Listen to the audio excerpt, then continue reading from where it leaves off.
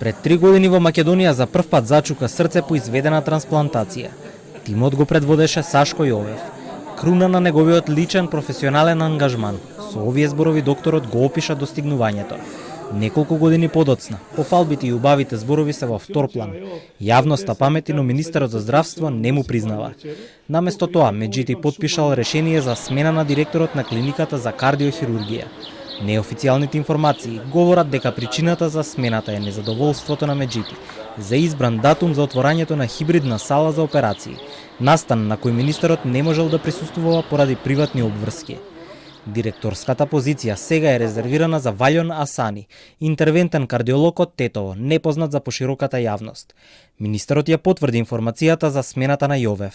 Веќе нема да има директори кои седат и спијат по 5 години, по 10 години некои, немат никаков резултат, затоа здравството е во ваква амортизирана состојба и јас секогаш кога ќе нема нерегуларности во работењето и во се другото, ја вака ќе постапам, не, ова е само почеток, ќе видите понатамо дека со мене министер и со кабинетот нема некој да седи 6 месеци и ви кажав дека ќе поднесе извештај од тоа што има сработено.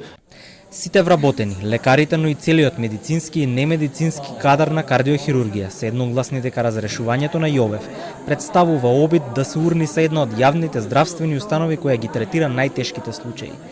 Тие целосно стојат за долгогодишниот директор. Доктор Јовев за Телма вели дека се уште не го добил решението за смената и ја коментираше изјавата на министерот. Слушнав дека министерот најавил такво нешто, но не сум го видел решението за мојата смена. Штом го добијам официјално, ќе се огласам со став. Јас сум хирург кој што оперира 24/7 и обвинувањата дека не работам ништо се смешни и целосно неосновани. Директорот Јовев со сиот тим зад себе најави пресконференција за утре напладне. Неофицијално, сите вработени биле единствени во ставот, дека нема да примат нов директор и дека се подготвени и за штрајк. За ова испратиле писмо до сите амбасади и до министерот.